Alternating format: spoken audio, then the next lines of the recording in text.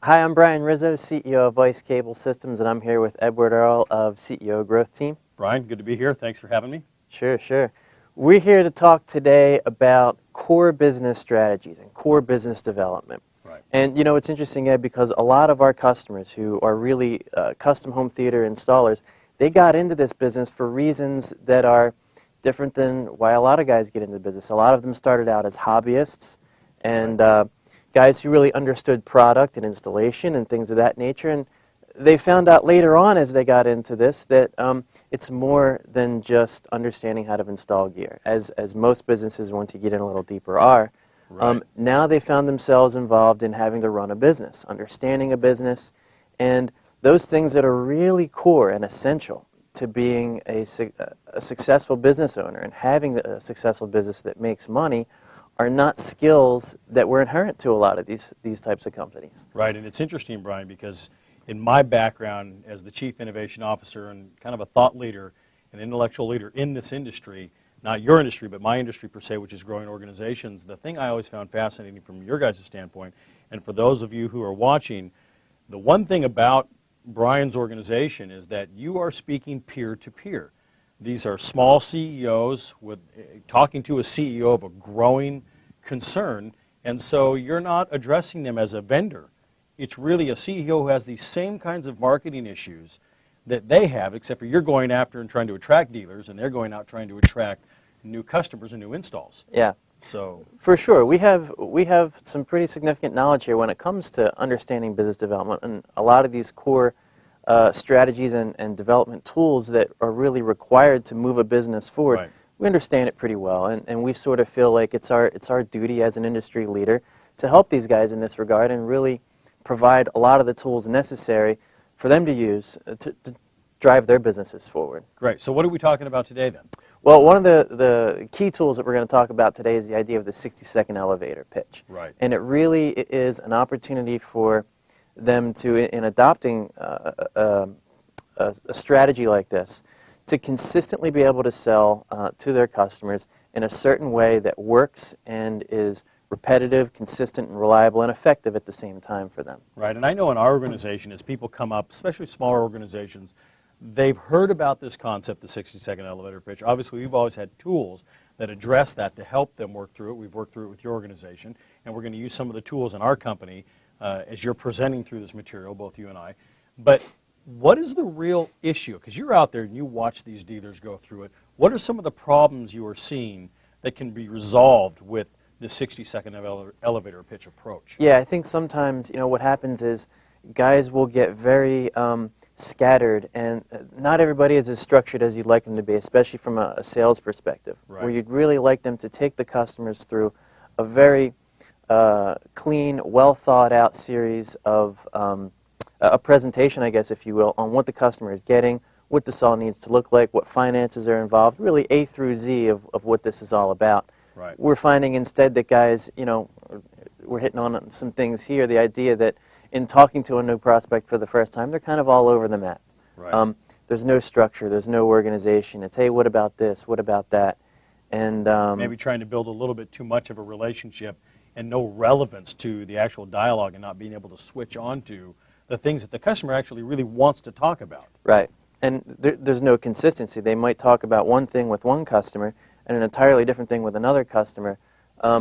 Yet there's no from, you know, pitch to pitch and customer to customer. There's sort of just a scatter shot of, you know, information being disseminated. Which makes the conversion ratio on the sale literally all over the map. It does. You and I talk on occasion about the need for structure in these situations and how structure really, the mind likes structure. And Right. when you give, it's like telling a story, for example, when you have a coherent beginning, middle, and an end, and you can really conclude with a very, you know, hard-hitting, easily understood place to go with it. Right. It's effective. Yeah. It really is. And that's a great metaphor because that's really what you're saying is here's the story of why you should be doing business with us instead of somebody else. And if that's not in place, the chances of losing that opportunity are really pretty high. Right, right. You know, the two problems here, you know, some of the problems that you see is it's not setting up the company. It's not painting their company in a good light.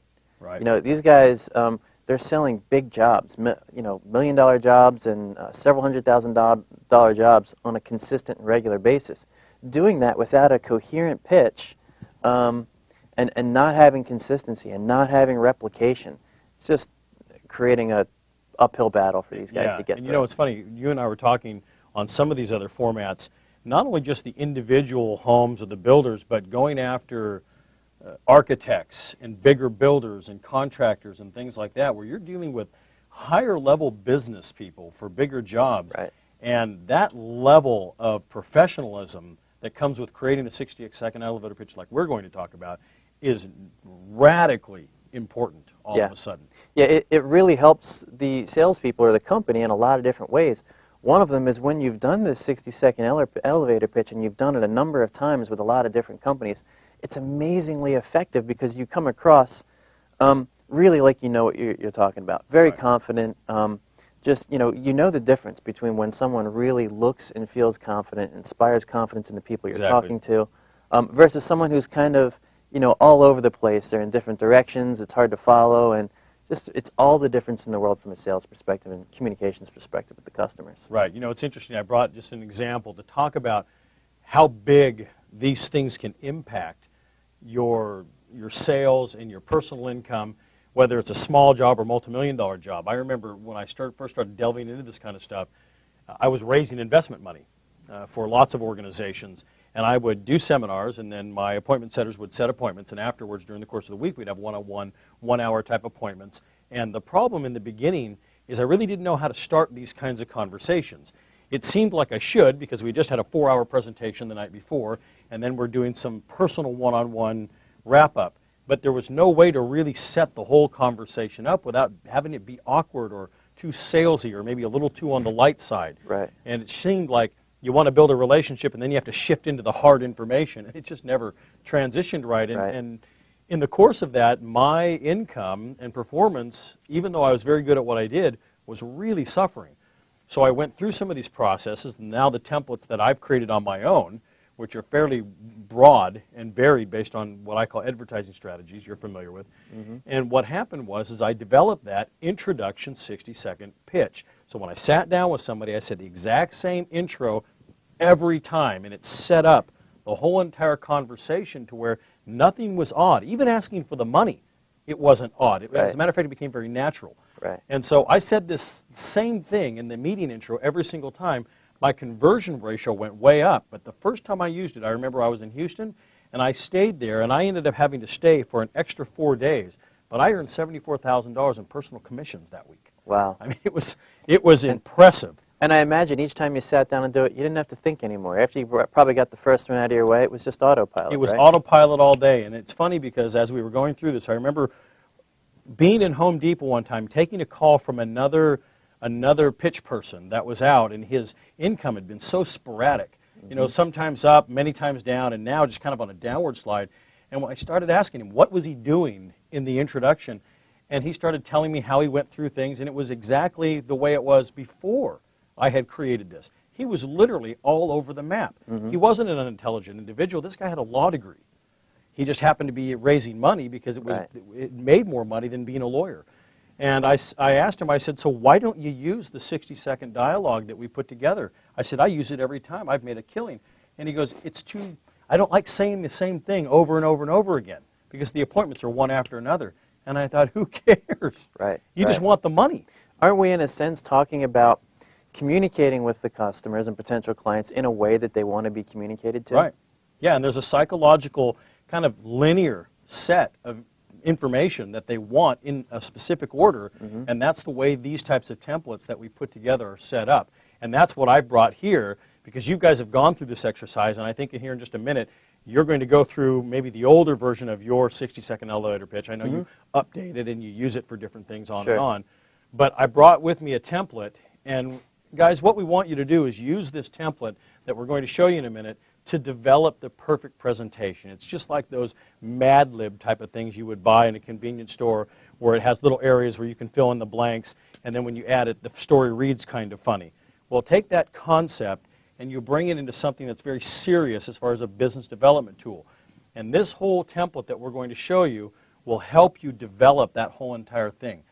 And you can download the template at Brian's website, and he'll talk about that at the end. But the template looks a lot like this. You'll see some standard text, and then these little gray areas that are lighter, more reduced font, and it tells you what to put in there. And what you do, this particular template is a problem solution template. You fill in the gray areas, and then after you're done with that, you wordsmith it for some continuity. But for right now, you're trying to note it out, just kind of note section it out. And it goes through things like, hello, my name is, and it says, what's the name of the person? Well, that could be you, it could be your personal name, or whatever the salesperson or the rep or whoever's using it is. I am the, what's their title? Account representative, regional account rep, whatever, of the name of business. In your case, it would be your name. In my case, it would be CEO Growth Team. In your case, it would be ICE Cable. And we are the, and then, type of business in XYZ area service. And then it kind of goes through each one of these processes, talking about the things that are the biggest problems or frustrations or concerns, and we would bullet list what those are. And then maybe give a stat to validate that, and then we go through the solutions that your organization has to address those things. And I've always loved this template. Yeah, you're hitting on the, as you said a moment ago, people want to see certain information in a certain way and in a certain format. It really helps their brain understand what the problems are, and then you're sort of presenting towards the end in this format what your solutions to some of those problems are. It sets it up nicely so they understand and can really work through what's going on with your company. And I've always liked this format because when you talk to anybody from a perspective standpoint, they have concerns. There's no other way around it, and you guys know that. They have concerns. They may not want to be confrontational about it, but they have them. And so a lot of times those things are held to the very end, but the problem is why a prospect's holding concerns and you're trying to talk to them, they're really not actually listening to a word you're saying. They're thinking about those issues that they've got. Yeah. So when you address them up front, it says to the prospect, this guy really understands what I'm thinking, and then you can preempt it. It goes away because he says he's going to deal with this because he's already addressed it, and then you talk about the solutions, and then all of a sudden, the credibility is established, usually in 30 to 60 seconds. You can put them at ease here right at the outset by hitting on some of the things that are important to them, and then the rest of the meeting will flow so much nicer. So much easier in the first 60 seconds. Yep. Then you can start having a normal conversation, and instead of having kind of that contentious closing conversation that usually follows. Right.